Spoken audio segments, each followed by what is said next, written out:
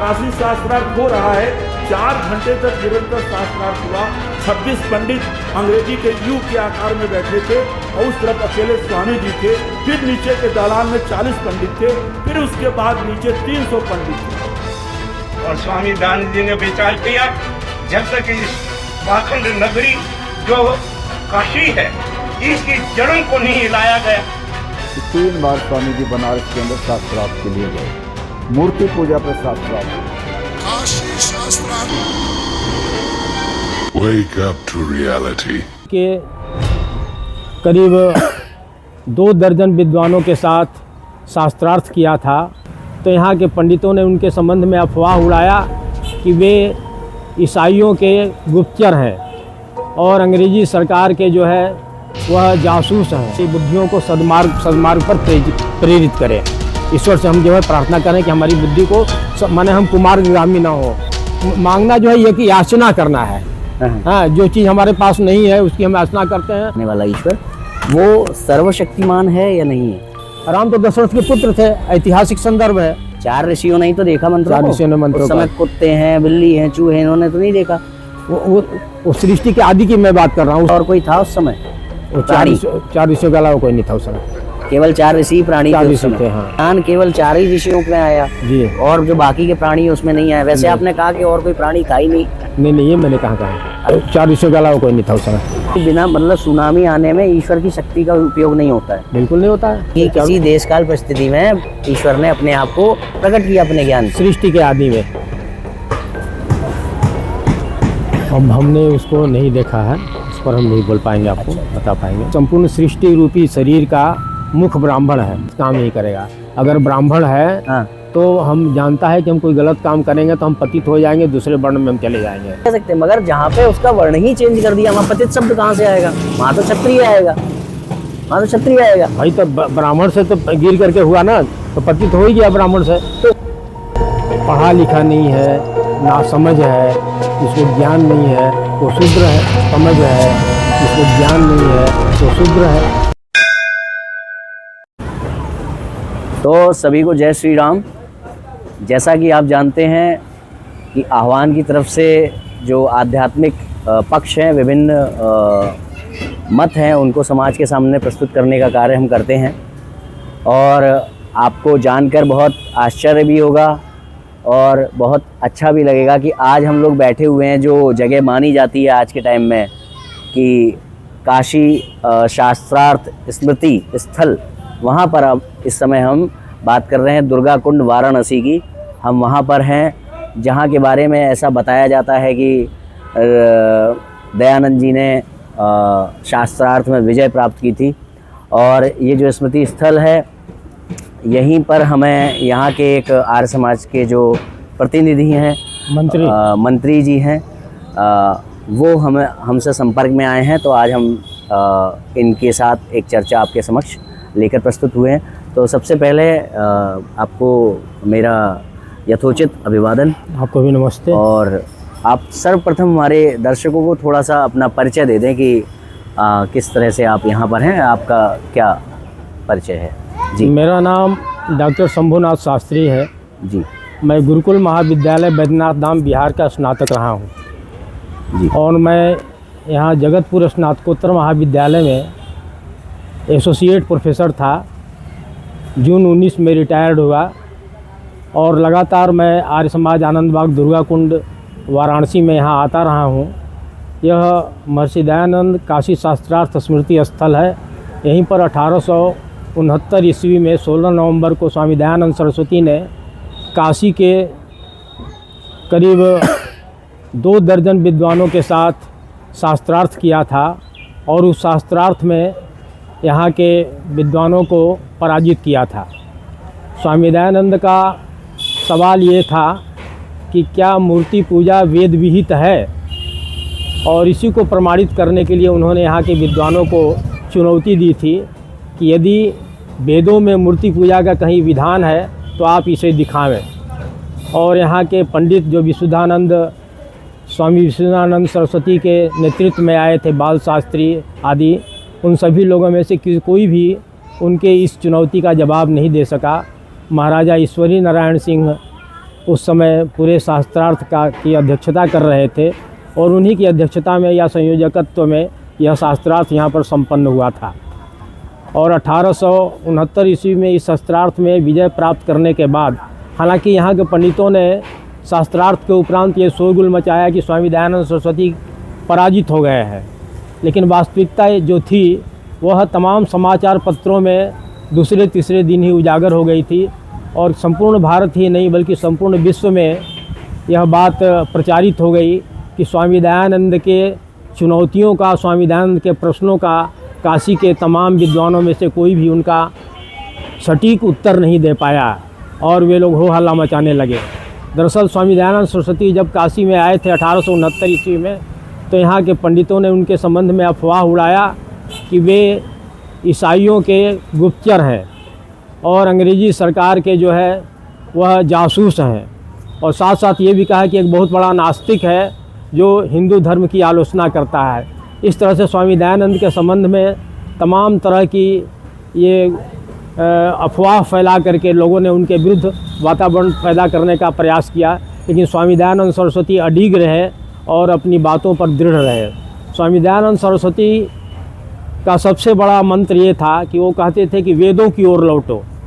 क्योंकि भारतवर्ष का जो अवनति हुई, भारतवर्ष जो सदियों तक गुलाम रहा, उसका एकमात्र कारण ये था कि हम वेद के मार्ग से हट गए।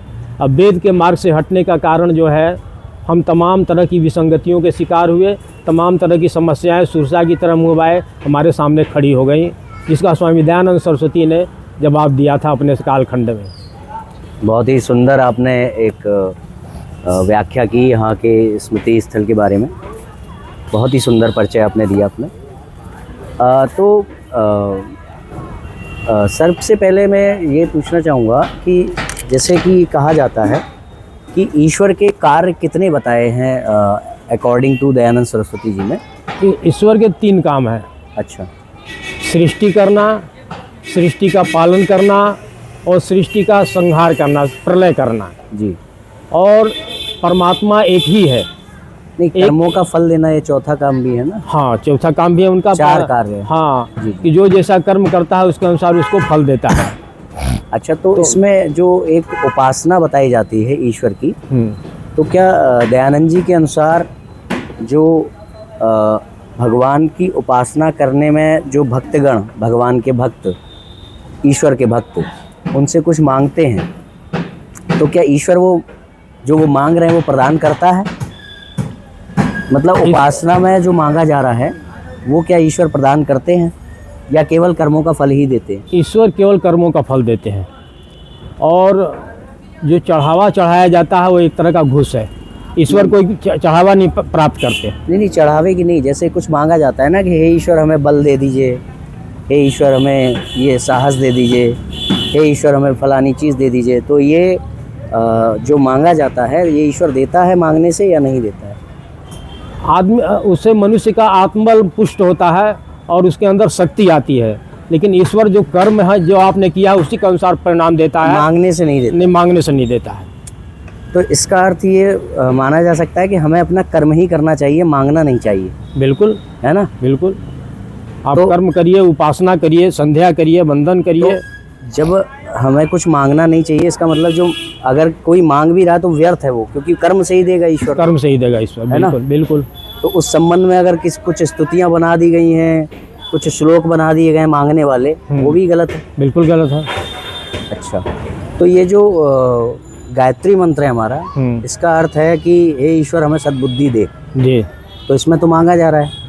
ये जो है प्रार्थना तो हम कर सकते हैं। नहीं, मांगा ही तो जा रहा है। नहीं, मांगा कह सकते हैं आपके मांगा जा रहा है। ओम भूर्भुवः स्वः तत्सवितुर्वरेण्यं भर्गो देवस्य धीमहि धियो यो नः प्रचोदयात्। हमारी बुद्धियों को सद्मार्ग पर प्रेरित करें। ईश्वर से हम जो है प्रार्थना करें कि हमारी बुद्धि को माने हम कुमार्गामी ना हो, अच्छे मार्ग पर मांग रहे हैं ना? हाँ, ये ईश्वर से प्रार्थना हम कर रहे हैं, मांग रहे हैं। क्या ये प्रार्थना हुआ? प्रार्थना में मांग ही तो रहे हैं। नहीं, मांगना इसको आप नहीं कर सकते हैं। मांगना क्या कह रहे हैं हम ईश्वर से? ईश्वर से हम प्रार्थना कर रहे हैं कि हमारी बुद्धि कभी भ्रष्ट न हो। प्रार्थना में मांगा नहीं जाता है कोई चीज़। प्रार्थना में मांगा नहीं जाता है, ये मांग नहीं है। ये तो मांग ही तो है कि आप ऐसा करें। आप मांगने में और प्रार्थना में सूक्ष्म अंतर यही है। क्या? मांगना जो है ये कि याचना करना है। हाँ, जो चीज़ हमारे पास नहीं है उसकी हम याचना करते हैं और इस आशा से करते हैं कि वो हमको प्राप्त हो जाएगा, समझ गया ना। लेकिन ईश्वर जो है कर्मों का फल देता है, जैसा हम कर्म करते हैं उसके अनुसार फल देता है, इसलिए जो कुछ हम मांगेंगे वो हमको उससे प्राप्त नहीं हो पाएगा। तो याचना ही कर रहे हैं, वहाँ मांग ही तो रहे हैं कि हमें बुद्धि दे, तो बुद्धि आएगी सही कर्मों से। बुद्धि के प्रेरित करें, हमारी बुद्धियों को सत्कर्म में प्रेरित करें, अच्छे मार्ग पर ले चलें, ये हम उनसे जो प्रार्थना कर रहे हैं। तो हम उससे कुछ अपने लिए करने को ही तो कह रहे हैं। हाँ, करने के लिए कह रहे हैं। कहने से तो ईश्वर करने वाला है नहीं, वो तो कर्मों के कारण कर्म के अनुसार कर देंगे। तो ये तो व्यर्थ हो रहा है ना। नहीं, व्यर्थ नहीं हो रहा है जी, उससे हमको आत्मशक्ति मिल रही है, आत्मबल मिल रहा है। नहीं, ईश्वर करेगा कि नहीं कहने से? ईश्वर करेगा नहीं, करेगा नहीं, वो कहना व्यर्थ है ना। नहीं, करना व्यर्थ नहीं। ईश्वर हमारी सहायता तब करेगा जब हम अपने अच्छे कर्म करेंगे। बिल्कुल करेंगे, है ना, तभी करेगा। कहने से नहीं करेगा। कहने से नहीं करेगा। तो फिर यहाँ पे कहना व्यर्थ हो रहा है ना। फिर कहना व्यर्थ नहीं हो रहा है, इसलिए कि प्रार्थना तो हमको करना है, हमको अपनी जो है अपनी बात करनी है, लेकिन वो प्रार्थना है, हम ये याचना नहीं कर रहे हैं। नहीं, जैसे अभी आपने कहा ना कि यदि हमें पता है कि सामने वाला, देखिए एक शास्त्र में उक्ति आती है, अवश्य में वो भोक्तव्यम कृतम कर्म शुभाशुभम। हमने जो शुभ कर्म किया है, अशुभ कर्म किया है, उसका भोग हमको प्राप्त करना है। किसी भी रूप में उसका जो है वो क्षमा नहीं हो सकता, वो माफ़ नहीं हो सकता है। अगर ईश्वर उसको माफ़ कर दे तो अन्याय हो जाएगा। जी, अब जैसे हमने कोई ऐसा कर्म किया जी जिससे कि हमारी बुद्धि भ्रष्ट हो गई जी, अब हम भगवान से कह रहे हैं कि हमें सद्बुद्धि दे दो, प्रेरित कर दो। सद्बुद्धि तो भगवान अगर मांगने से हमें सद्बुद्धि दे देगा, तो हमारी जो बुद्धि, जो फल मिलना था कि बुद्धि भ्रष्ट हो गई, तो वो हमारा वो अन्यायकारी हो जाएगा। इसलिए वो सद्बुद्धि नहीं देगा मांगने से। आपके कर्म ही ऐसे होंगे धीरे धीरे आपकी सद्बुद्धि आए। बिल्कुल बिल्कुल। तो इसका मतलब जितनी भी ऐसी स्तुतियां हैं जिसमें ईश्वर से कुछ मांगा जा रहा है डायरेक्ट, जैसे ईश्वर का महिमा मंडन है जिसमें हे ईश्वर तुम बलशाली हो, तुम सर्वशक्तिमान हो, ऐसी स्तुतियां हैं, वो तो सही है। मगर जिन स्तुतियों में मांगा जा रहा है ईश्वर से कि हमको ये दे दो, तो वो अनावश्यक है ना। जी, वो नहीं है, तो वैदिक नहीं है, अवैदिक है। तो फिर गायत्री मंत्र ही अवैदिक हो गया? नहीं, गायत्री मंत्र अवैदिक नहीं है, वो प्रार्थना किया जा रहा है, तो मांगा ही तो जा रहा है, उसमें ईश्वर हमें प्रेरित कर दीजिए। ईश्वर के सद्गुणों का, ईश्वर के जितने कृत्य कर्म हैं उसका हम ध्यान करते हैं और हम प्रार्थना करते हैं कि हमको भी वो सारी शक्तियाँ प्राप्त हों। वो नहीं देगा ना कहने से। हाँ, तो वो तो नहीं देगा, तो व्यर्थ है ये। नहीं, लेकिन हम उसे प्रेरणा प्राप्त करते हैं ना, उसको उसकी शक्तियों को स्मरण करके, उसके गुणों को स्मरण करके। हमें ये कहना चाहिए कि हम, हे ईश्वर, आपसे हमें क्या कहते हैं, हम आपकी पूजा कर रहे हैं, आप प्रेरित करने वाले हैं, तो ठीक है कि हमें प्रेरणा प्राप्त होती है जी। मगर जब हम ये कहते हैं कि हे ईश्वर हमें प्रेरित करो, करो, तो ये करो कहना जो है ये व्यर्थ हो रहा है, क्योंकि ईश्वर कहने से नहीं करेगा। नहीं करेगा, ये तो सत्य है जी। लेकिन हम ये प्रार्थना कर रहे हैं, प्रार्थना में, याचना में, मांगने में बहुत का अंतर है।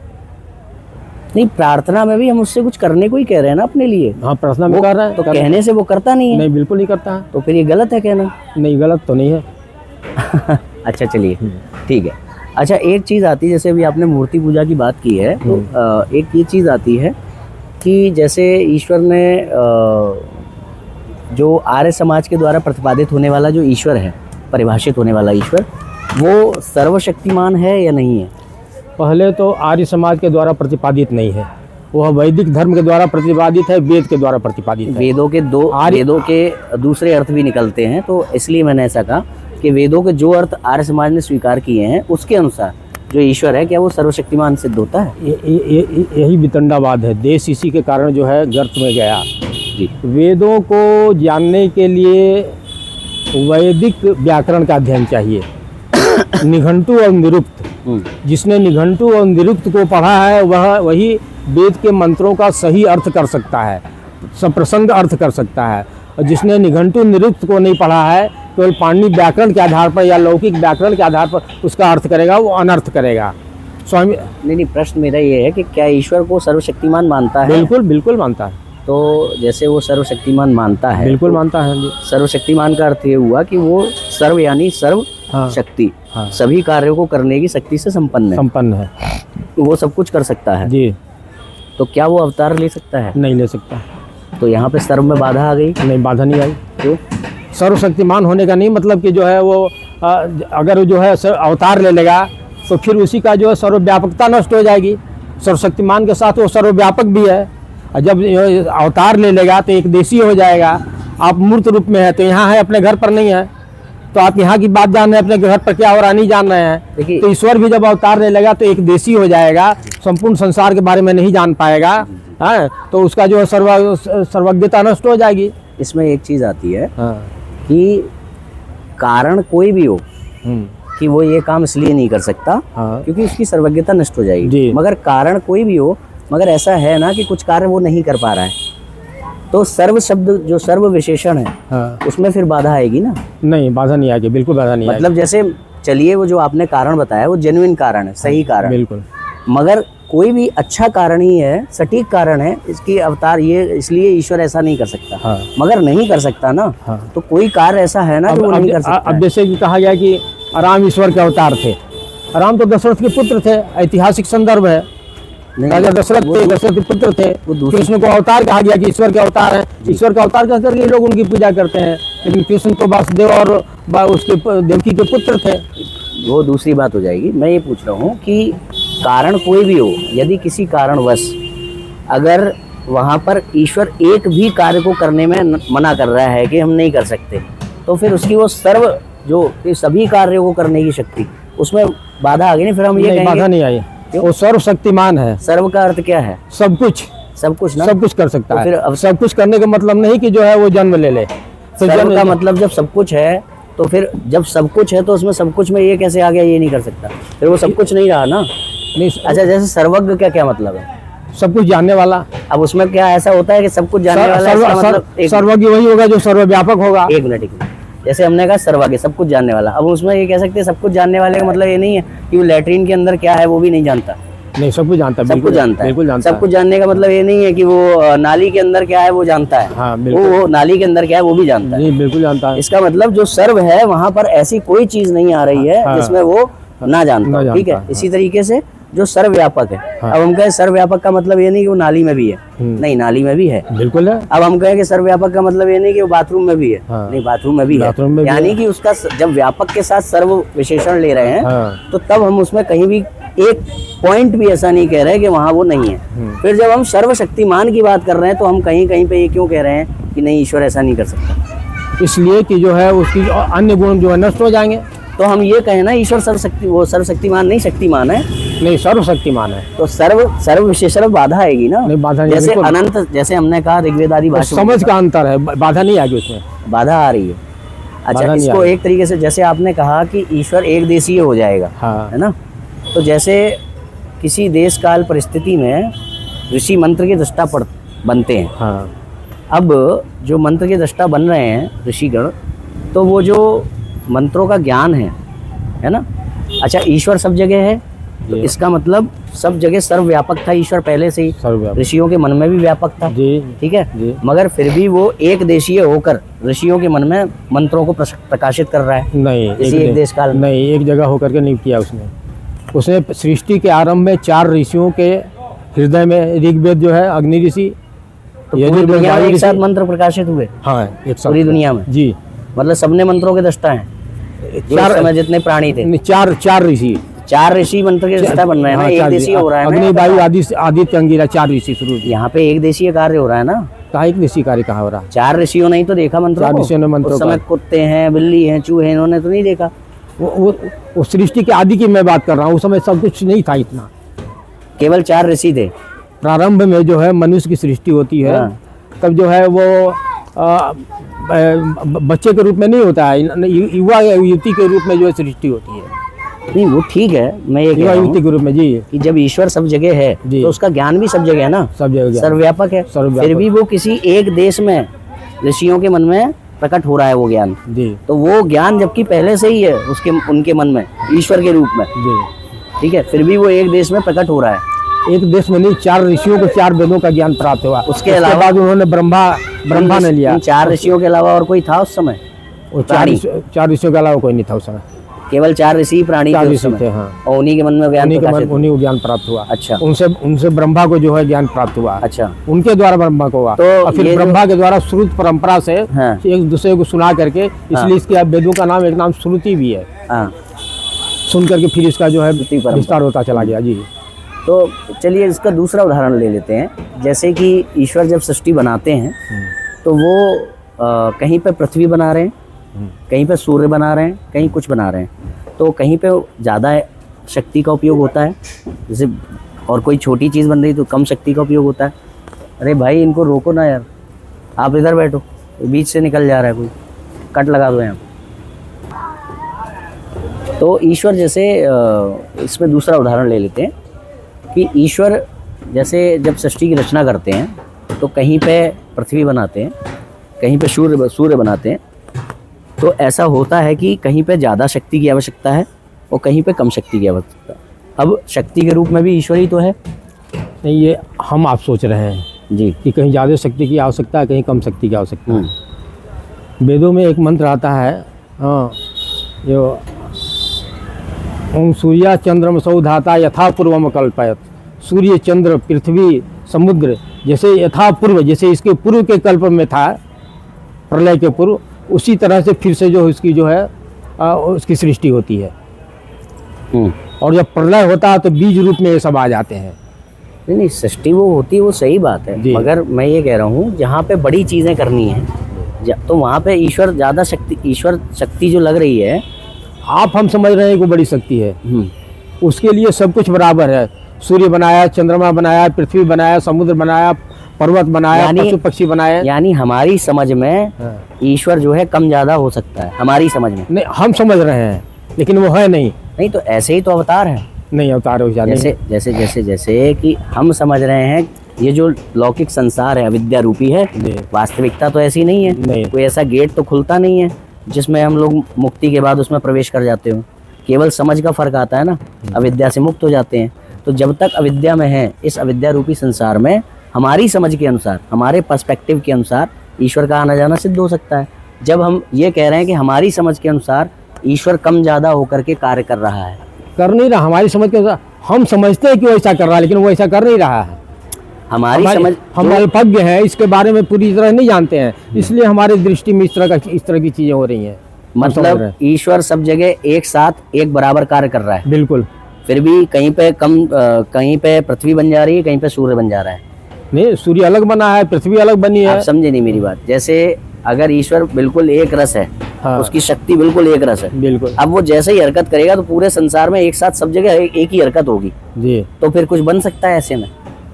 ईश्वर जो है सृष्टि जब करता है तो एक साथ सारी चीजों को बनाया उसने, क्रमशः बनाया। समुद्र बने, पर्वत बने, सूर्य बने, चंद्रमा बने, फिर वनस्पतियां उगी, जीव जंतु बने, वो सब क्रमबद्ध रूप से जो है बनते चले। वो सही है। जैसे मान लीजिए कि सपोज करिए कि मिट्टी के कण तैर रहे हैं आकाश मंडल में, ठीक है। अब ईश्वर सर्वत्र एक समान रूप से सब जगह व्याप्त है, बराबर मात्रा में। तो ये अब वो यदि अपने आप को रेगुलेट नहीं कर सकता कि मैं इस जगह पे ज़्यादा हिलूं, इस जगह पे कम हिलूं, ठीक है, इस जगह पे मेरी हरकत ज़्यादा हो, इस जगह पे कम हो, अगर वो रेगुलेट, तो सब जगह वो एक ही साथ हरकत करेगा, तो कोई शेप, कुछ भी स्ट्रक्चर कैसे बनेगा फिर?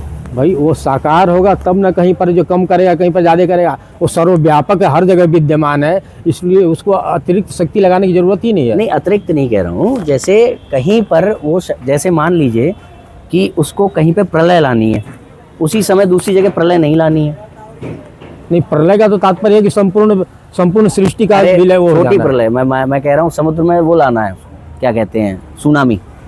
उसको कहीं पे सुनामी लाना है, ठीक है, समुद्र में तूफान लाना है, तो उसी समय दूसरी जगह पे तूफान नहीं आ रहा है, तो वहाँ पे भी तो ईश्वर है, मगर वहाँ पे वो अपने आप को रोक रहा है। तो सुनामी ईश्वर थोड़ा लाता है, चाहे जो है इस तरह की। ये तो है तमाम जो प्रदूषण है और जो ओजोन परत में क्षरण हो रहा है, तमाम जो है वो गैस उत्सर्जित हो रहे हैं, उनके कारण जो है ये संसार में जो है तरह की समस्याएं पैदा हो रही हैं। ईश्वर की शक्ति के बिना आ जाती है, ठीक है क्या सुनामी? ईश्वर वो थोड़ा कर रहा है।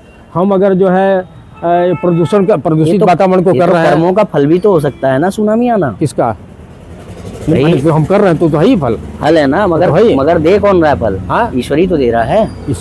मैंने हम ये ईश्वर फल क्या दे रहा है? वो फल का हम तो अपना परिणाम में उसका भुगत रहे हैं। नहीं, परिणाम हमने किया, उसका परिणाम देता कौन है? कर्मों का फल ईश्वर ही तो देता है। बिल्कुल देता है ईश्वर। तो जो सुनामी इत्यादि आ रही हमारे दोष के कारण, हाँ, वो दे तो ईश्वर ही रहा है ना। प्रकृति अपने आप कर लेती है कार्य। प्रकृति क्या कर रही है? हमने जो उस तरह का वातावरण बनाया तो उस तरह का रिजल्ट हम भोग रहे हैं। तो रिजल्ट देने वाला तो भगवान ही है ना। रिजल्ट जो है संपूर्ण रूप में तो देने वाला भगवान है, लेकिन ऐसा थोड़ा कि जैसे हम हम जो है यहाँ पर बैठे हुए हैं और हमने खाना खाने के बाद उसमें विष मिला लिया, विष मिला दिया, तो थोड़ा जो है ईश्वर ने वो परिणाम हमको थोड़ा ईश्वर दे रहा है। वो तो भौतिक रूप से हमें दिख रहा है कि क्या हो रहा है। हाँ जी, मगर एट दी एंड ये भी तो भौतिक है। एट दी एंड जहाँ पर सुनामी आना है, भूकंप आना, हाँ। हाँ, ये सब तो जो है प्राकृतिक आपदा है। तो सुनामी बिना मतलब सुनामी आने में ईश्वर की शक्ति का उपयोग नहीं होता है। बिल्कुल नहीं होता है, बिना ईश्वर की शक्ति के सुनामी आती है। मैंने हमने जो जिस तरह का वातावरण बनाया उसके चलते जो विकृतियाँ उत्पन्न हो रही है। मतलब ईश्वर का उसमें कोई हस्तक्षेप नहीं है। बिल्कुल हस्तक्षेप नहीं है। तो जब हमने वातावरण बनाया तो हमारे ही कर्मों का फल तो देता है ईश्वर। अभी आप कह रहे हो हाँ, बिल्कुल कर्म का तो जो फल कर्म का फल मिल रहा है वो ईश्वर ही तो दे रहा है।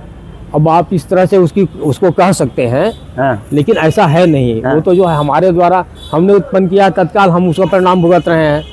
हाँ, हम तो शुभ अशुभ जो कर्म मतलब जैसे दुनिया में प्राकृतिक जो भी चीजें होती है वो अपने आप होती है, ईश्वर का उसमें कोई रोल नहीं है।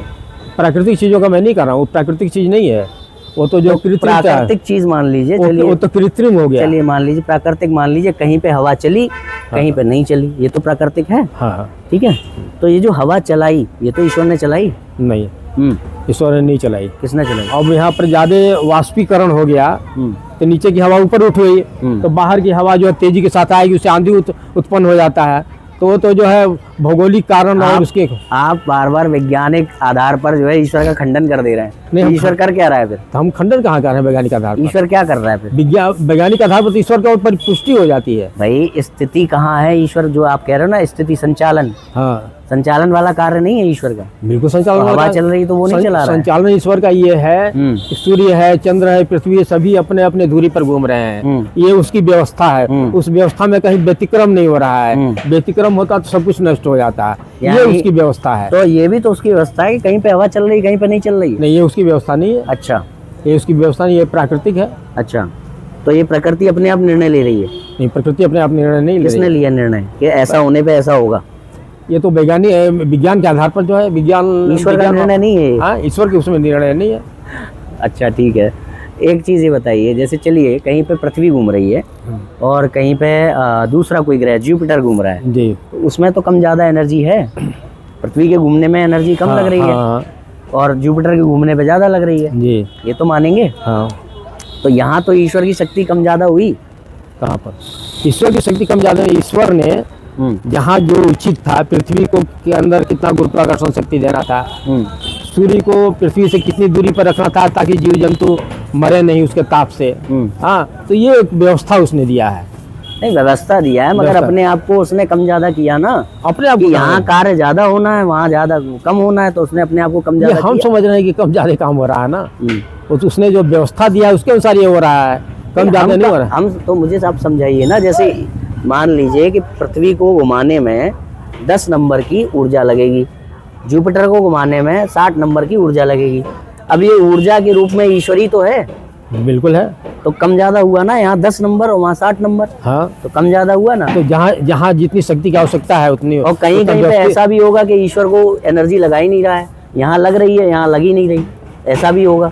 देखिए ये सब जड़ हैं, जितने वो ग्रह हरकत नक्षत्र तभी हैं, करेंगे जब भगवान शक्ति देंगे। हाँ, वो और जब तक चेतन उसमें नहीं लगेगा तब तक उसके अंदर शक्ति नहीं आएगी, तब तक उसके अंदर संचलन नहीं होगा, तो गति नहीं सुनामी आएगी। आने में कौन सा चेतन लगा? क्या चीज? सुनामी आने में किसका चेतन लगा? सुनामी ने आने में चेतन, सुनामी तो प्राकृतिक रूप से जो हमने बताया आपको उसके कारण आ गया। चेतन की जरूरत नहीं है उस जड़ को, किसको? सुनामी आने में। उस जड़ को चेतन की क्या जरूरत है? चेतन ने जो प्रकृति का दोहन किया उसके कारण जो ये सब हो रहा है। अरे चेतन को, जड़ को चेतन की आवश्यकता है कि नहीं कार्य करने के लिए? बिल्कुल है। तो आप वहाँ पे तो पानी जो सुनामी आ रहा है उसमें नहीं मान रहे हो। तो कह तो रहे हैं कि चेतन ने, किसका चेतना लगी उसमें? चेतन ने जो कुकृत्य किया उसी का परिणाम है। मतलब मनुष्य ने चाहा कि ऐसा हो? चाहा नहीं, मनुष्य ने जो वातावरण को प्रदूषित कर दिया उसके कारण ये चीजें उत्पन्न हो गई। अच्छा ठीक है, तो जुपिटर पे आ जाते हैं। हाँ, ये जो क्या कहते हैं, ये पृथ्वी जहाँ पे हमने माना कि यहाँ पे 10 नंबर ऊर्जा लग रही है और जुपिटर में लग रही है 60 नंबर, तो ऊर्जा के रूप में स्वयं ईश्वर ही है, क्योंकि 3 ही तत्व हैं, है ना, जीव ब्रह्म और प्रकृति। ईश्वर जीव प्रकृति है। तो जब ऊर्जा के रूप में ईश्वरी है तो ईश्वर अपने आप को कर रहा है ना कि यहाँ पे मैं ज़्यादा हूँ, यहाँ पे मैं कम हूँ, अपने आप को रेगुलेट कर रहा है। ईश्वर ज़्यादा कम कहाँ है भाई साहब, ईश्वर तो सब जगह ऊर्जा व्याप्त है। ऊर्जा के रूप में कौन है भाई साहब? हाँ, ऊर्जा के रूप में कौन है? ऊर्जा उससे आती है। ऊर्जा उससे आती है, हाँ। मतलब ऊर्जा एक अलग तत्व है। हाँ, ऊर्जा अलग अलग तत्व है, बिल्कुल। मतलब जीव ब्रह्म प्रकृति के अलावा एक तत्व और है, ऊर्जा। वो अलग तत्व नहीं, ईश्वर जी प्रकृति से अलग तत्व नहीं, तत्व के ना आप कह सकते हैं, लेकिन जो है वो अलग से सत्ता नहीं है। तो क्या है वो? ये ऊर्जा, जहाँ से ऊर्जा का आदि स्रोत जो है भाई ईश्वर है। जैसे सूर्य में जो, जैसे मान लीजिए सूर्य में जो ताप ये आए, ऊर्जा आए, वो जैसे- थी ईश्वर से। जैसे मान लीजिए जड़ है, पृथ्वी, ठीक है, अब इसको घुमाना है, ठीक है, अब फोर्स चाहिए इसको, बाह्य फोर्स, तभी ये घूमेगी। जी जी। तो ईश्वर शक्ति के रूप में ईश्वर ही तो कार्य कर रहा है उसको घुमाने का। ईश्वर ने एक व्यवस्था दे दी जो कि निरंतर चल रहा है। अरे तो वो शक्ति के रूप में ईश्वरी तो है, निरंतर जो चल रहा है। अब जैसे सूर्य है, हाँ सूर्य की परिक्रमा जो है पृथ्वी कर रही है। हाँ तो सूर्य के अंदर जैसे कि किसी चीज़ में ताप दिया जाए तो देखेंगे उसमें संचरण होने लग जाता है। तो सूर्य के कारण जो है पृथ्वी जो घूमने लग जाती है, अपनी दूरी पर घूम रही है। पृथ्वी के चारों तरफ जो है चंद्रमा चक्कर काट रहा है। तो ये व्यवस्था दी गई जिसके कारण हो रहा है। तो व्यवस्था हो रही, उसको जो हो रहा है उसमें तो उसमें ईश्वर अलग अलग आके नहीं कर रहा है, अलग अलग नहीं थोड़ा कर रहा है कि वहाँ ज़्यादा शक्ति दे दिया, यहाँ कम शक्ति दे दिया। उसने एक व्यवस्था बना दिया, उस व्यवस्था के अंतर्गत ये सब हो रहा भाई है। ईश्वर तो सब जगह 100% है ना। बिल्कुल, वो तो मंत्र कह रहा है, ईशावास्यम इदं सर्वम यत्किंचित् चीज वो 100% है जब हर जगह। तो जहाँ पे कम शक्ति यूज हो रही है, जहाँ ज्यादा शक्ति यूज हो रही है, तो यहाँ पे वो अपने आप को कम ज्यादा करने वाला हो गया ना। तो उसने इस तरह की व्यवस्था ही बनाई है कि कम में 140 हो जाए। और ये कहीं पे लिखा हुआ है क्या कि जो है उस जिस समय 4 ऋषियों ने मंत्र की दृष्टा बने, हाँ। उस समय कोई और प्राणी नहीं था। हाँ, वो वेदों में आया है ना, वेद का ही मंत्र है, वेद का ही मंत्र है। हमको वो मंत्र याद नहीं है कि ऋग्वेद जो है अग्नि ऋषि को, हाँ ये जो नहीं, उनके अलावा कोई और प्राणी था ही नहीं दुनिया में। हाँ, ये जो है वेदों में ही है। कहाँ पे? अब इस समय तो हमको ध्यान नहीं चलिए है। ठीक है, ऐसे मान लेते हैं कि अभी भी, ठीक है, ईश्वर सब जगह है, तो हमारे दिमाग में भी है। फिर भी किसी किसी के दिमाग में वो वेदों के मंत्र प्रकट होते हैं, है ना, वो पढ़ के ही होते हैं, मगर किसी किसी के मन में तो एक देशी हो रहा है ना मनुष्य, जो ईश्वर का ज्ञान है। एक देशी कहाँ हो रहा? क्यों? ईश्वर तो सब जगह है, बराबर रूप से सर्वव्यापक है, सर्वव्यापक। तो लोगों के मन में भी है। प्रारंभ में 4 ऋषियों को ये ज्ञान प्राप्त अभी की बात कर रहा हूँ। हाँ, अभी। क्योंकि वो एक मामला वो हो गया कि 4 ऋषियों के अलावा और दूसरा प्राणी था कि नहीं था, दूसरे प्राणी जो मंत्र के दृष्टा बने। हाँ, अच्छा, मंत्र के दृष्टा बने, ये 4 ऋषि थे, है ना। तो चार ऋषि ही थे, उनके अलावा और कोई प्राणी दुनिया में था ही नहीं, सृष्टि में था ही नहीं। नहीं, ये थोड़ा हम कह रहे हैं कि नहीं था। तो फिर उनके मन में क्यों नहीं आया वो? तो क्या ये ईश्वर सब जगह है ना। यही 4 ऋषि जो है योग्य थे, जिनके अंदर मतलब जो ईश्वर ज्ञान- चाहे तो स्वयं को एक ऋषि कर सकता है। नहीं, कहीं कैसे कर सकता है? आपने कहा ना यही 4 ऋषि योग्य थे, इनके मन में इसलिए आया। ये योग्य थे, हर तरह से जो है पवित्र थे, इसलिए उनके अंदर ये पवित्र ज्ञान आया, उनके हृदय में ज्ञान दिया गया। तो ईश्वर अपने आप को, अपनी शक्तियों को एक देशीय कर सकता है ना। नहीं, एक देशी नहीं कर सकता। एक देशीय हो तो रही उसने है। ज्ञान दिया, इसका मतलब थोड़ा एक देशी हो गया। तो मैं आपको पूछ रहा हूँ, जब ऋषियों के मन में वो ज्ञान आ रहा है तो दूसरों के मन में क्यों नहीं आ रहा है? तो दूसरों को फिर उसके द्वारा तो प्रसारित हुआ ये सबके ज्ञान में। दूसरों के मन में क्यों नहीं आ रहा है? ईश्वर तो सब जगह है ना। प्रारंभ में उन्हीं 4 ऋषियों को हुआ। मैं वो पूछ रहा हूँ कि दूसरों के मन में क्यों नहीं आ रहा है? दूसरों के मन में कैसे आता? दूसरे यही 4 ऋषि उस समय यानी ईश्वर ने ये चाहा कि मैं इन्हीं 4 ऋषियों में ही प्रकट करूँ ज्ञान। बिल्कुल। क्या तो ज्ञान के रूप में वो भी तो था, क्या ईश्वर भी तो था ज्ञान के रूप में तो ईश्वर पहले तो से, थे, ईश्वर तो थे ही सर्वत्र, है ना। सर्वत्र फिर भी थे। ज्ञान केवल 4 ही ऋषियों में आया, जी। और जो बाकी के प्राणी उसमें नहीं आए। वैसे आपने कहा कि और कोई प्राणी था ही नहीं। नहीं, ये मैंने कहा। अच्छा ठीक ये है, मैंने नहीं कहा कि प्राणी नहीं था। तो दूसरे प्राणियों के मन में क्यों नहीं आया? दूसरे मनुष्य ही मननशील प्राणी है, विवेकशील प्राणी है। तो 4 ऋषियों के अलावा और कोई मनुष्य नहीं था उस समय दुनिया में। 4 ऋषि प्रारंभ में जो थे, और लोग भी थे, लेकिन सबसे योग्य यही थे जिनके वो। तो यानी ज्ञान दिया गया था। ईश्वर चाहे तो ऐसा कर सकता है कि मैं यहाँ पे प्रकट हूँ, यहाँ पे ना हूँ, अप्रकट रहूँ। नहीं, ये कहाँ का? तो वो हो तो रहा है ज्ञान, वो पहले से सब जगह है। उसने ये ज्ञान जो है 4 ऋषियों को दिया। तो वो ज्ञान लेकिन वो इसका मतलब थोड़ा कि वो प्रकट हुआ ना। उसने अपना ज्ञान दिया। उसने अपना जो ज्ञान, चारों वेदों का ज्ञान जो है, जो ज्ञान वो देख रहे हैं, मंत्रों के दृष्टा बन रहे हैं, वो ज्ञान उनके अंदर पहले से भी था ना। ईश्वर के रूप में, ईश्वर के अंदर ज्ञान है ना। ईश्वर के अंदर ज्ञान है। ईश्वर सब जगह है। हाँ, ईश्वर उनके मन में भी है। हाँ, मगर अभी वो नहीं जानते। नहीं जानते। उसके बाद एक दिन ईश्वर ऐसा करता है कि जो मंत्र हैं वो उसके दृष्टा बन जाते हैं। हाँ, तो यानी कि चारों- किसी देश काल परिस्थिति में ईश्वर ने अपने आप को प्रकट किया अपने ज्ञान को। सृष्टि के आदि में, सृष्टि के आदि में 4 ऋषियों को ये ज्ञान प्रकट हुआ। तो उसने अपने आप को एक देशीय किया ना। नहीं, एक देशी नहीं किया। तो यानी कि और जगह भी प्रकट हुआ होगा, वो सब जगह जितने भी और प्राणी होंगे। प्रकट कहाँ हुआ वो तो? प्रकट तो हुआ ही नहीं, प्रकट क्यों होगा वो? अपने ज्ञान को प्रकट किया कि नहीं? अपने ज्ञान को दिया, ज्ञान का हाँ। जो हमको ज्ञान, चारों वेदों का ज्ञान उन लोगों को होगा। एक देशीय किया ना अपना ज्ञान। एक देशी नहीं होगा ये। अरे एक आप देशी तो फिर औरों को भी प्रकट होना चाहिए वो। औरों कैसे प्रकट हो गए? 4 ऋषि ही योग्य थे जिनके यहाँ यानी ज्ञान- कि योग्यता के आधार पे ईश्वर सेलेक्ट कर सकता है कहाँ प्रकट होना है कहाँ नहीं होना है। ईश्वर उसको कहाँ प्रकट होना था? ये ज्ञान देना था। अरे जिसके ज्ञान- माध्यम से अरे जिसके ज्ञान- माध्यम से वेदों का ज्ञान आगे बढ़ता है। ज्ञान के रूप में भी तो ईश्वर ही है। ईश्वर ज्ञान के रूप में है, लेकिन वो चारों वेद वही नहीं ना है। उसके ये वो ज्ञान है। मैं वही कह रहा हूँ, जैसे उसके वो हमारे- ज्ञान है। जैसे मेरे और आपके मन में दोनों में हाँ। ईश्वर है, ठीक है। तो ईश्वर के रूप में मेरे और आपके मन में ज्ञान भी है ईश्वर का, हाँ। क्योंकि ईश्वर है तो ज्ञान भी है। सच्चिदानंद चित्त है तो उसका ज्ञान भी है। फिर भी वो ज्ञान अभी हमारे इंद्रियों का विषय नहीं नहीं है। है ना। तो किसी एक देश काल परिस्थिति में भगवान ने कुछ ऐसा किया जिससे कि वो अब हमारी मनेंद्री का विषय हो गया। तो वो मंत्रों के रूप में भगवान ने चाहा तो उसने दिया ऋषियों को। दे दिया। ऋषियों को। मगर उसने चाहा कि मैं इन्हीं 4 लोगों के मन में आऊं, बगल में कोई और दूसरा प्राणी हो तो उसके मन में ना आऊं।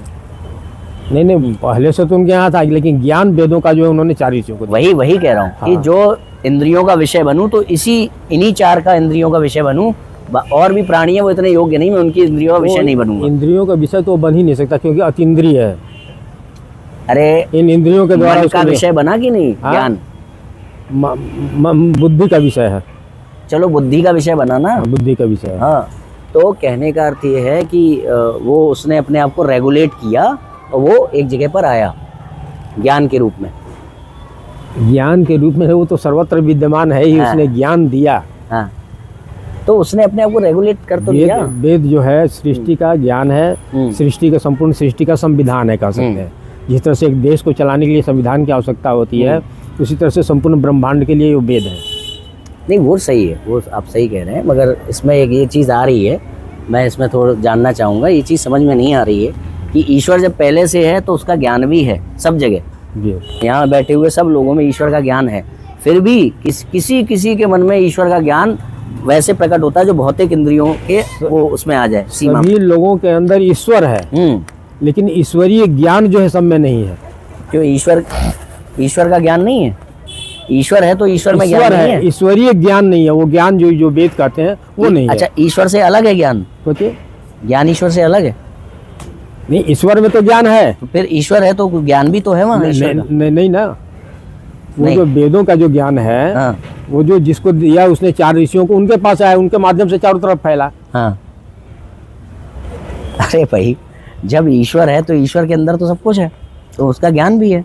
तो हम ये कैसे कह रहे हैं उसका ज्ञान नहीं है लोगों के अंदर? नहीं तो उसके ज्ञान नहीं केवल है। इतना है कि वो अभी अविद्या होने के कारण, अविद्या से ग्रसित होने के हाँ। कारण वो जानता नहीं है वो जानता नहीं है उस बिल्कुल, ज्ञान को। बिल्कुल। तो किसी देश काल परिस्थिति में ईश्वर जो है वो अविद्या से बचा करके उसका ज्ञान जो है प्रकाशित कर देते हैं ऋषियों के मन में।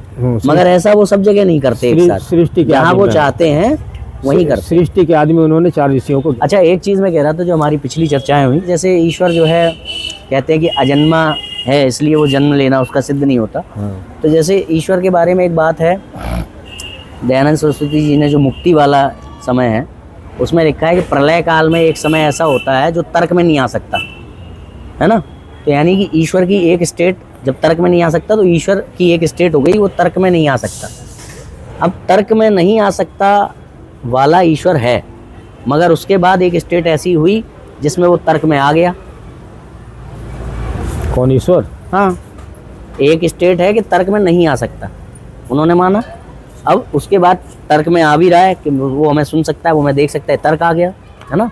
तो यानी तर्क में नहीं आ सकता है से तर्क में आने वाली स्टेट में ईश्वर आ गया। अब इसमें ये है कि हम कहते हैं अजन्मा है तो जन्म नहीं ले सकता, ठीक है। अच्छा, तो तर्क में नहीं आ सकता, फिर तर्क में कैसे आ रहा है?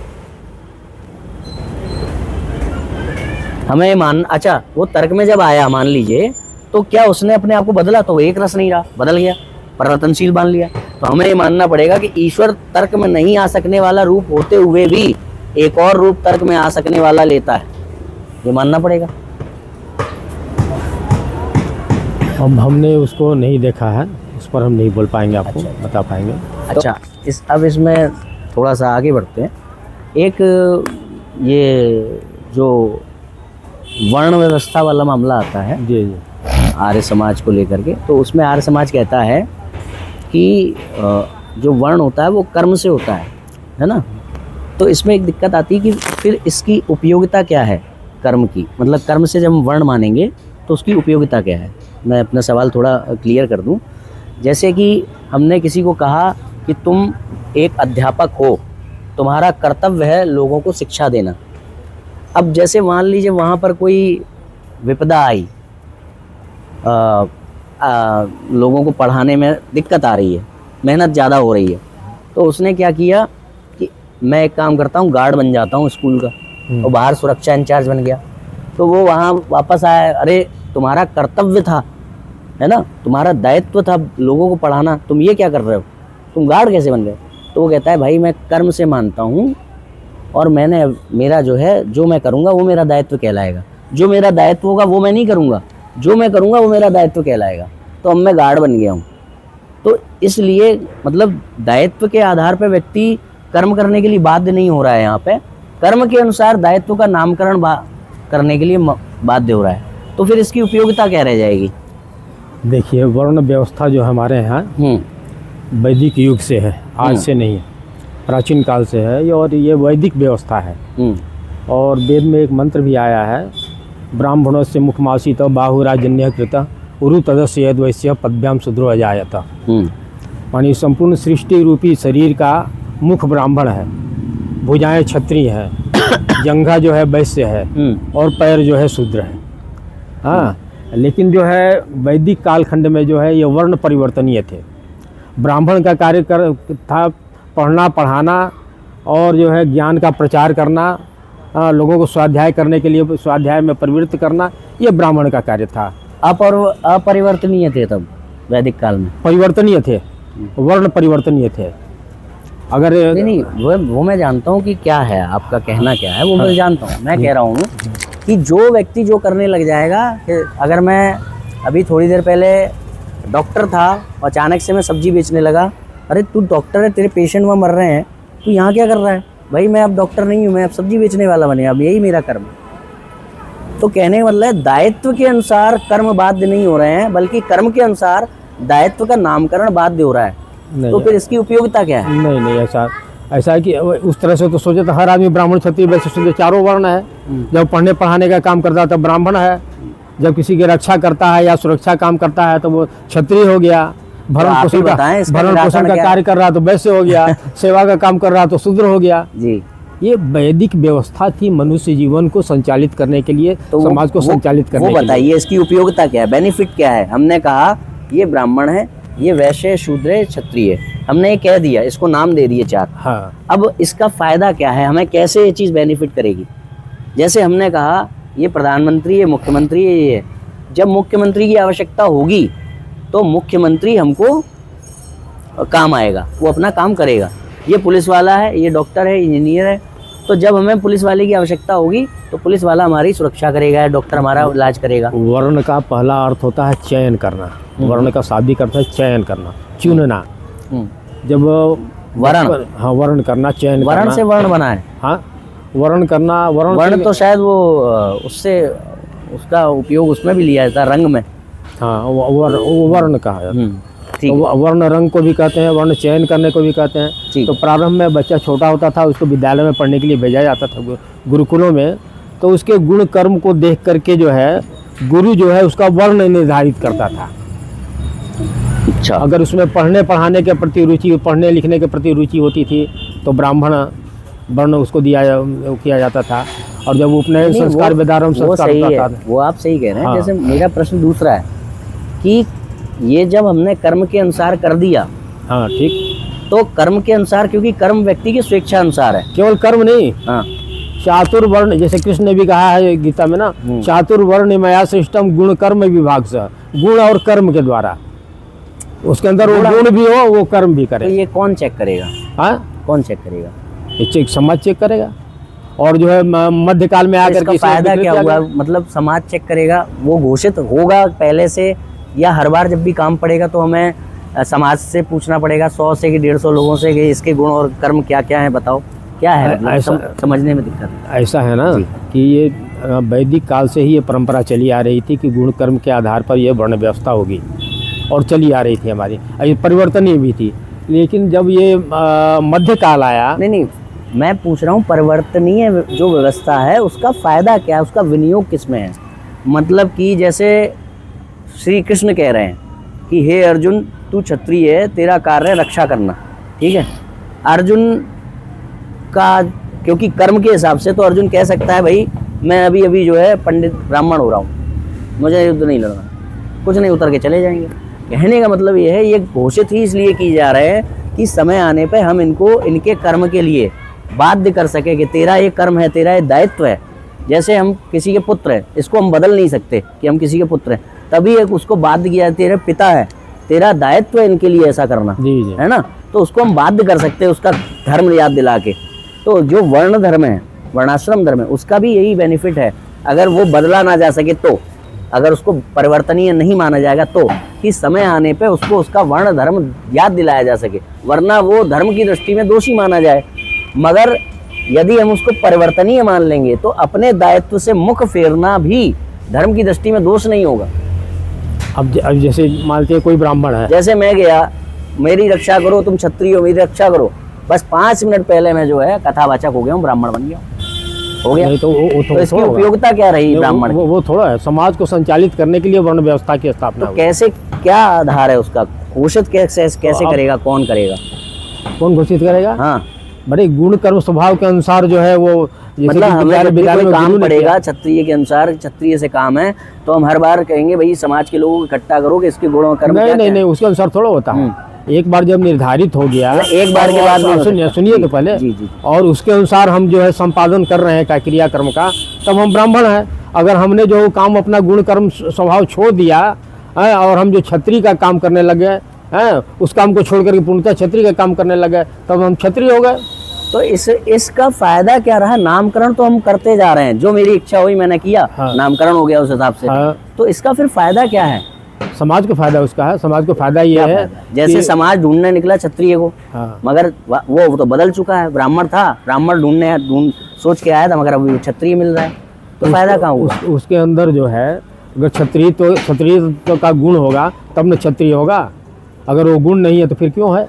अरे मैं पूछ रहा हूँ इसका फायदा, जब व्यक्ति की इच्छा के अनुसार कर्म इच्छा अनुसार कर सकता है वो, इच्छा के अनुसार तो जब व्यक्ति की इच्छा के अनुसार वर्ण बदल सकता है तो फिर उसका फायदा क्या रहा? उसको ये याद कैसे दिलाया जाएगा कि तू ये है, तुझे फायदा यही करना फायदा है? उसका ये रहा कि हाँ। वो गलत काम नहीं करेगा। अगर ब्राह्मण है हाँ, तो हम जानता है कि हम कोई गलत काम करेंगे तो हम पतित हो जाएंगे, दूसरे वर्ण में हम चले जाएंगे, इसलिए अपना ब्राह्मणत्व को नहीं छोड़ना जाएगा।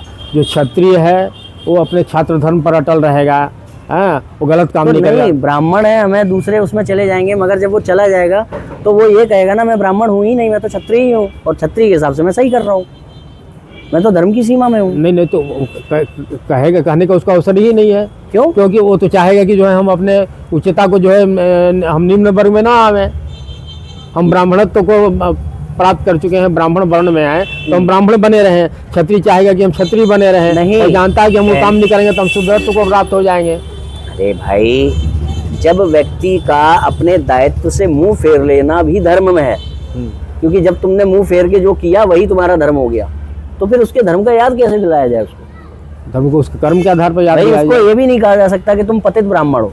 यहाँ पे ये चीज है, जहाँ पे जन्म से है उसमें हम कह सकते हैं तू पतित हो गया, तूने ब्राह्मण में जन्म तो लिया मगर तूने कर्म नहीं किए, तू पतित है, तू निकृष्ट है ना, तू निम्न है, यहाँ पे तो कह सकते हैं। मगर जहाँ पे उसका वर्ण ही चेंज कर दिया, वहाँ पतित शब्द कहाँ से आएगा? वहाँ तो क्षत्रिय आएगा, वहाँ तो क्षत्रिय आएगा। भाई तो ब्राह्मण से तो गिर करके हुआ ना, तो पतित हो ही गया ब्राह्मण से। तो वो तो उसका धर्म है ना, वो कहेगा ये तो मेरा धर्म है, मैं क्षत्रिय हूँ, ये मेरा धर्म है, यही करना। हाँ तो करो वो। भाई जैसे तो अर्जुन करे। अर्जुन से भगवान ने ये कहा कि तेरा धर्म है रक्षा करना, तो वो ये कहेगा मुझे तो उच्च कोटि में जाना है, ब्राह्मण बनना है, मैं क्यों करूँ ये थोड़ी ना कहेगा। वो मेरा धर्म है, मैं क्षत्रिय कुल में उत्पन्न हूँ, मेरा धर्म है ये करना। बिल्कुल। तो ये बात है कि इसकी उपयोगिता क्या दिखती है वो समझ में नहीं आता है, वर्ण जब कर्म से मानते हैं। इसको एक चीज़ से और समझ सकते हैं, जैसे कि जो सत्यार्थ प्रकाश है उसमें जब वर्ण की बात आती है तो दयानंद जी लिखते हैं कि वो यजुर्वेद का 26वें अध्याय का दूसरा मंत्र, उसमें कहा गया है कि जो क्या कहते हैं ये ईश्वर ने जो वेदवाणी है वो चारों वर्णों के लिए दी है, ब्राह्मण क्षत्रिय वैश्य शूद्र। ठीक है। अब दिक्कत ये है कि शूद्र वो है जो उपनीत नहीं है, उपनीत नहीं है ना, और वेदों का अधिकार किसको है? जो उपनीत है। तो फिर यहाँ पे किस शूद्र की बात कर रहे हैं भगवान कि हमने उसके लिए भी दिए? शूद्र तो वही है जो वेद नहीं पढ़ता, और यहाँ कह रहे हैं कि शूद्र के लिए भी वेद है। नहीं, वेदों में तो वो मंत्र आया है कि देखिए वो हमको याद नहीं आ रहा जी, कि ब्राह्मण क्षत्रिय वैश्य शूद्र, हाँ, और स्त्री पुरुष सबके लिए मैंने जो है वेदों का ज्ञान दिया है, वेदों का ज्ञान दिया है जी, समझ गया ना जी। तो अब ये कौन सा शूद्र है? क्योंकि शूद्र तो वही है जो वेद नहीं पढ़ता है, शूद्र तो वही है। भगवान यहाँ कह रहे हैं शूद्र के लिए भी वेद है, हम शूद्र के लिए, यानी यहाँ पे ये लग रहा है कि भगवान ने ब्राह्मण क्षत्रिय वैश्य शूद्र चारों को जन्म से माना है। तब ये बात फिट बैठेगी दयानंद जी के अकॉर्डिंग कि हमने चारों के लिए वेदवाणी कही है। क्योंकि अगर कर्म से मानेंगे तो कर्म के अनुसार जो शूद्र है वो तो वेद का अधिकारी ही नहीं है, फिर भगवान कैसे कह रहे हैं तू अधिकारी है? नहीं, वेद का शूद्र को ये नहीं कहा कि वेद का माने कि जो मध्यकाल में ये बात आ गई कि शूद्रों को वेद पढ़ने का अधिकार नहीं है, तो जबकि मध्यकाल में ये था, हम मध्यकाल की बात है, नहीं मध्यकाल में बात आई कि जो है वेदों कौन से शूद्रों को नहीं है, कर्म वाले या जन्म वाले? किसी भी शूद्रों को कह दिया कि जो है वेद पढ़ने का अधिकार नहीं, अगर जन्म से मानेंगे तो ये बात फिट बैठेगी। ब्राह्मण क्षत्रिय वैश्य शूद्र जब आ रहा है, इसको जन्म से कहा, भगवान ने कहा मैंने तो चारों कुलों में जन्मे, चारों वर्णों में जन्मे लोगों के लिए वेदवाणी कही है। वो बात अलग है कि उसको दूसरा अर्थ माने ना माने, वो एक बात अलग है। मगर यदि हम यहाँ कर्म से मानेंगे शूद्र, मतलब कर्म से हम वर्ण को मानेंगे, तो ये बात फिट ही नहीं बैठेगी। क्योंकि कर्म के अनुसार जो शूद्र है, यानी कि उसका उपनयन नहीं हुआ है, वो वेदों का अधिकारी नहीं है, तो भगवान उसको वेद दे रहे हैं जो वेदों का अधिकारी नहीं है। नहीं, वेदों का माने जो पढ़ा लिखा नहीं है, ना समझ है, जिसको ज्ञान नहीं है, वो शूद्र है। वो शूद्र वो है एट दी एंड, जो शूद्र है जिसने अपना यज्ञोपवीत नहीं कराया, जिसको गायत्री मंत्र का अधिकार नहीं है।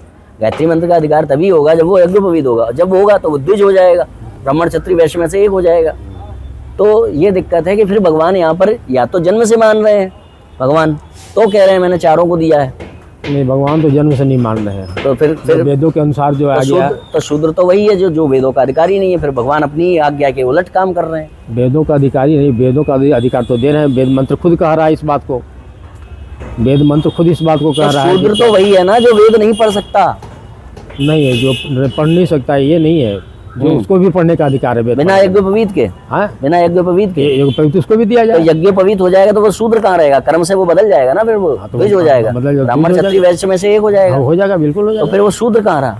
यानी कि अंततोगत्वा शूद्र ने वेद नहीं पढ़ा। वेद पढ़ा ब्राह्मण ने, क्षत्रिय ने या वैश्य ने, शूद्र ने तो नहीं पढ़ा वेद। शूद्रों को भी लेकिन अधिकार है। अरे अगर शूद्र, जब तक वो शूद्र है तब तक वेद का अधिकार कहाँ से हो गया? क्योंकि कर्म के अनुसार वो शूद्र है अगर, तो उसका वो वही है जो जिसका उपनीत नहीं हुआ है। तो उपनयन करा करके हम पढ़ाएंगे। तो उपनयन करा करके उपनयन करा के वो द्विज हो गया ना, शूद्र करा। हाँ, तो द्विज हो गया तो ठीक है, कोई बात नहीं। तो यानी वेद किसको मिला? द्विज को मिला ना। परिवर्तन ही हो गया, वही कह रहा हूँ ना, परिवर्तन ही हो गया, इसलिए कहा कि परिवर्तन ही है। शूद्र तो अकॉर्डिंग टू दयानंद जी शूद्र तो वही है जो कर्म से शूद्र है, जिसका संस्कार नहीं हुआ है, जिसका संस्कार नहीं हुआ वो शूद्र है। वो वेदों का अधिकारी नहीं है जिसका संस्कार नहीं हुआ। वेदों का अधिकारी है। कैसे है? वेदों का अधिकारी वो है, वेद पढ़ने का अधिकार उसको भी है, और सुनाने का अधिकार उसको भी है। अरे जब वो वेदों का अधिकार उसको है जिसका यज्ञोपवीत हुआ, और यज्ञोपवीत उसका होगा जो नहीं पढ़ाना चाहेगा, जो ज्ञान प्राप्त नहीं करना चाहेगा, वो शूद्र हो गया। अब ज्ञान प्राप्त करना चाहेगा तो उपनयन करा करके उसको वेद पढ़ाएंगे। तो भगवान ये कहेंगे ना मैंने ब्राह्मण क्षत्रिय वैश्य के लिए वेद दिए हैं, शूद्र के लिए क्यों कहेंगे? शूद्र तो वही है ना जो पढ़ना नहीं चाहता, जो वेदों का अधिकारी नहीं है। नहीं, जो अच्छा ये बताइए, जो नहीं पढ़ना चाहेगा, जिसके पास जनेऊ नहीं है वो शूद्र है ना, वो उसको क्या वेद पढ़ना चाहिए बिना जनेऊ के? नहीं, तो वो शूद्र है ना। हाँ। तो शूद्र का वेदों में अधिकार नहीं रहा ना। नहीं, वेदों में अधिकार नहीं, वेद का अधिकार है। आप ही तो कह रहे हो नहीं पढ़ना नहीं, चाहिए। फिर उपनयन करा के हम पढ़ाएंगे ना उसको। उपनयन करा के वो शूद्र कहाँ रहा? ये तो बंध्या पुत्र जैसी बात है कि अगर पुत्र का जन्म हो गया तो वो बंध्या कहाँ रही? जब पुत्र हो गया बंध्या को, तो वो बंध्या नहीं रही। बंध्या तो वो तभी तक है ना जब तक वो पुत्र नहीं है। ऐसे ही जब उसका यज्ञोपवीत हो गया तो वो शूद्र कहाँ रहा? अंततोगत्वा वेद जो मिला वो शूद्र को नहीं मिला, वो मिला द्विज को। तो फिर यहाँ भगवान कैसे कह रहे हैं कि वो शूद्र को भी हमने दिया है? ये दिक्कत है। वेद का ये मंत्र है, उसके अनुसार तो जो है ब्राह्मण क्षत्रिय वैश्य शूद्र चारों वर्णों को वेद पढ़ने का अधिकार है। अच्छा, इसमें एक चीज और आती है। हाँ। जैसे हमारी मनुस्मृति में, संस्कार विधि इत्यादि में ये कहा जाता है कि जो ब्राह्मण बालक का जो यज्ञोपवीत है वो इतने से इतने के बीच में होना 8 चाहिए। साल तक। ठीक है। अच्छा, ब्राह्मण कौन है? जो वेद पढ़ता है, जी। है ना। तो जो वेद पढ़ेगा वो ब्राह्मण है। ठीक है। और ब्राह्मण का यज्ञोपवीत इतने से इतने के बीच में होना चाहिए। तो यानी कि उसके कर्म कर देने से पहले ही तय हो रहा है कि वो ब्राह्मण है कि नहीं। तो ये किस आधार पर तय होगा? तो बताए ना, चयन होता है गुरुकुल में। जब पढ़ने के लिए विद्यार्थी जाता है तो उनका गुरु उसका गुण कर्म स्वभाव देख करके तय करता है कि ये ब्राह्मण है कि क्षत्रिय है, वैश्य है या शूद्र है। कितने दिन? हाँ, कितने दिन? विद्यालय में जब प्रवेश करने जाता है, मतलब कुछ दिन रखने के बाद। नहीं, कहीं लिखा होगा ना कितने दिन रहेगा, फिर वो सेलेक्ट करेगा। मनुस्मृति में है वो सब। हमें नहीं मिला ये चीज। मनुस्मृति में हमें नहीं मिला। खोजिएगा कि इतने दिन वो रहेगा, फिर वो बताएगा कि अब ये ब्राह्मण बनेगा कि वो बनेगा। अच्छा, दूसरी बात ये है कि मतलब बिना यज्ञोपवीत किए ही पहले वो रहेगा गुरु के पास जा करके, ऐसा है कि पहले यज्ञोपवीत होगा? नहीं, जब गुरु के पास पढ़ने जाएगा तो समय पढ़ने यज्ञोपवीत करा के ही तो जाएगा। वेदारंभ संस्कार होता है। तो यज्ञोपवीत किस आधार पे हुआ उसका? हाँ, यज्ञोपवीत हुआ किस आधार पे? किस आधार पे? भाई, ब्राह्मण क्षत्रिय वैश्य शूद्र के आधार पे तीन में से, ब्राह्मण क्षत्रिय वैश्य में से तीन में से किसी एक के आधार पे होगा। हाँ। वहां पे किसने कैसे सेलेक्ट किया कि ये ब्राह्मण के अनुसार होना चाहिए या शूद्र के अनुसार होना चाहिए? शूद्र नहीं, सॉरी, ये मतलब वैश्य के अनुसार होना चाहिए, क्षत्रिय। वहां कैसे हुआ? वो वेद में वो जो वेदारंभ हुआ, पढ़ने तो बाद में गया, तो पढ़ने से पहले ही कैसे ये तय किया जाए कि ये इसका ब्राह्मण के अनुसार होना है या वैश्य के अनुसार? यहाँ कैसे हो रहा है? वो तो बाद में रहेगा ना गुरुदेव के पास। देखिए, अपने यहाँ शास्त्र में एक वचन आता है कि जन्मना जायते शूद्र संस्कारात् द्विज उच्यते। जन्म से सभी शूद्र होते हैं, इसलिए कि वो अज्ञानी होते हैं, कुछ उनको प्राप्त नहीं, कुछ जानकारी प्राप्त। पहली बात तो पुराण में आता है। दूसरी बात ये है, कहाँ पुराण? कौन पुराण में आता है? स्कंद पुराण का वचन है ये। जन्मना जायते शूद्र। हाँ, ठीक। दूसरी बात ये है कि एक जगह पे ये भी लिखा हुआ है कि धर्मेणी ना पशु भी समाना। हाँ, बिल्कुल। ये भी लिखा हुआ गुरु के बिना पशु हो। हाँ। तो क्या वास्तविकता में पशु हैं? नहीं, वो तो उक्ति है, पशुवत है। पशुवत है। पशुवत है। पशुवत। तो इसका ये अर्थ भी निकाला जा सकता है कि जन्म से सब शूद्रवत होते हैं। हाँ, बिल्कुल। हाँ, ये अर्थ भी निकाला जा सकता है। बिल्कुल, शूद्र ही नहीं होते, नहीं, शूद्रवत होते, शूद्र कुल के ही जरूरी नहीं है। हाँ, शूद्रवत होते हैं, ये भी कहा जा सकता है। हाँ, जन्मना जायते शूद्र संस्कारात् द्विज। हाँ। संस्कार होने के बाद जो है वो द्विज होते वो हैं। द्विजवत होते हैं, द्विज पूर्ण रूप से होते हैं। हाँ, वो ठीक है, बिल्कुल। मगर अभी मैं ये पूछ रहा हूँ कि जब हमने वेद आरंभ करने से पहले, गुरु के पास रहने से पहले ही हमें ये तय करना है कि इसका यज्ञोपवीत ब्राह्मण के अनुसार होगा, क्षत्रिय के अनुसार होगा या वैश्य के अनुसार होगा, तो यहाँ कैसे तय करेंगे कि ब्राह्मण का यज्ञोपवीत होना है? पहले तय ही नहीं होगा। हो रहा है पहले ये कहा गया ना कि ब्राह्मण का यज्ञोपवीत इतने से इतने उम्र के बीच में होगा। उस समय पढ़ने के लिए जाता है ना, 5 वर्ष के बाद, तो 5 वर्ष के बाद जाने का भी। अरे, मनुस्मृति में 2 चीजें लिखी हुई हैं। ब्राह्मण का यज्ञोपवीत इस ऋतु में होगा और ब्राह्मण का यज्ञोपवीत इतने से इतने के बीच में होगा। उसके बाद ही वो गुरु के पास जाएगा ना पढ़ने, जब गुरु डिसाइड करेंगे ये कौन है। नहीं, वही गुरु के पास होता है यज्ञोपवीत वेदारंभ संस्कार।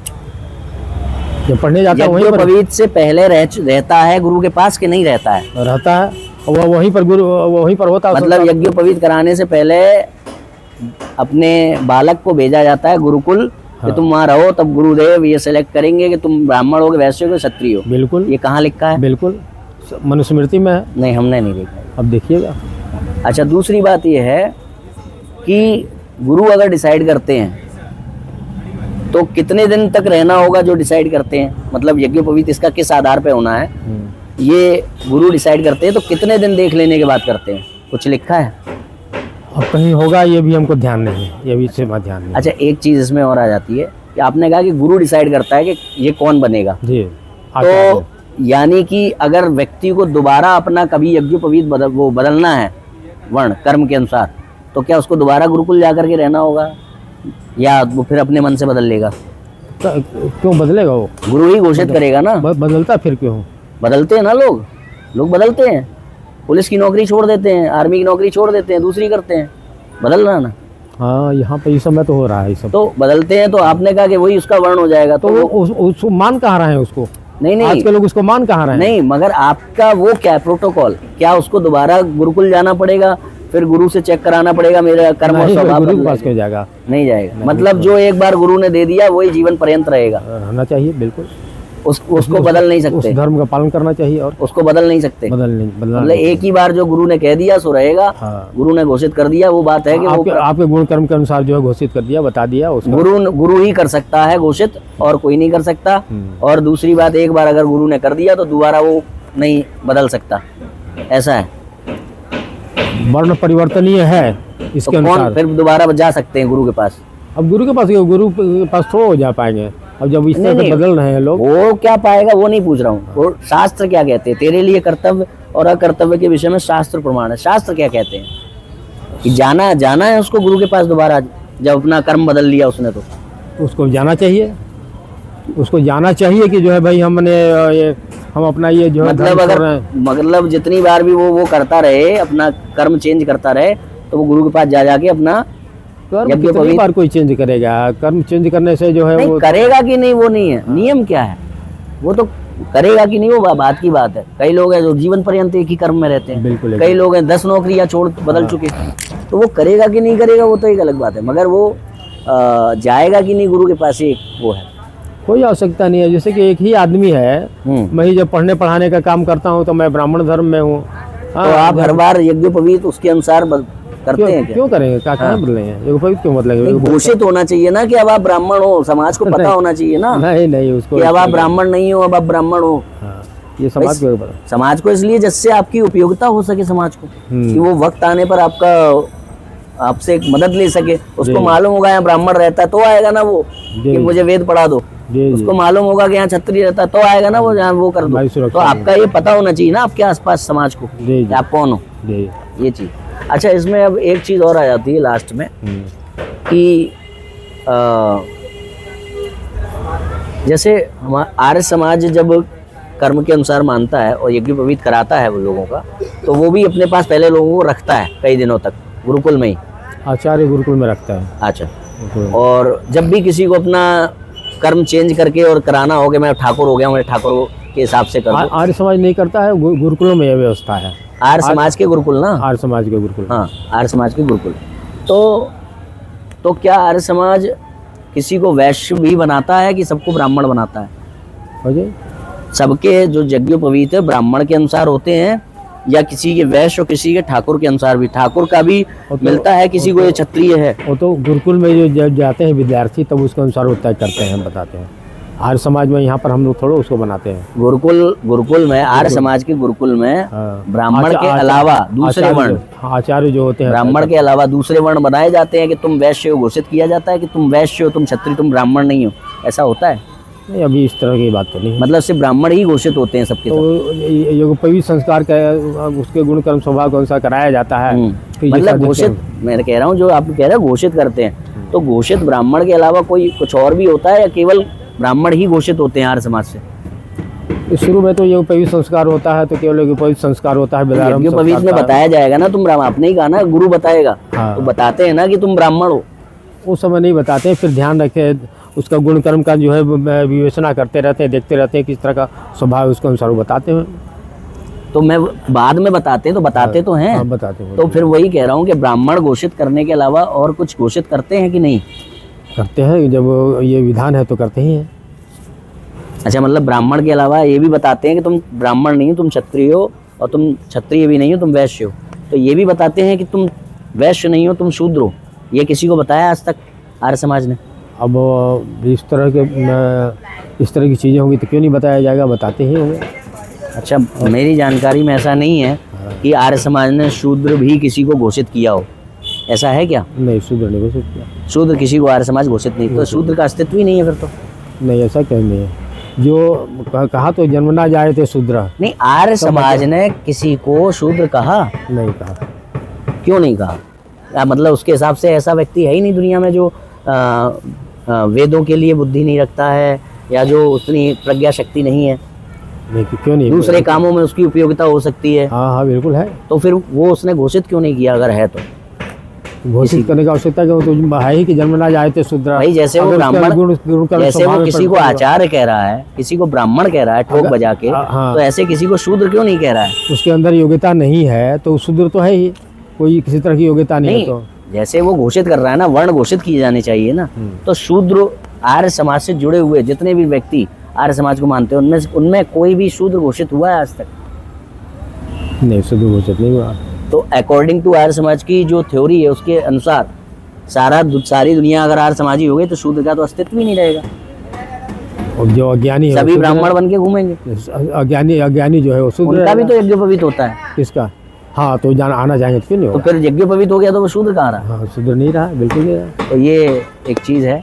तो ये थी हमारी एक साधारण सी चर्चा, जो काशी का शास्त्रार्थ स्मृति स्थल है, वहाँ पर बैठ करके बहुत सज्जन हैं जो आर्य समाज से शंभुनाथ शास्त्री यहाँ पर हैं। हमारे साथ इन्होंने हमें समय दिया, आपका बहुत बहुत आभार। और मैं आशा करता हूँ कि हमारे दर्शकों को काफ़ी कुछ जानने को, सीखने को मिला होगा, जिससे कि उनकी जो जागरूकता है धर्म अध्यात्म के विषय में वो आगे बढ़ेगी। सभी को जय श्री राम। जय श्री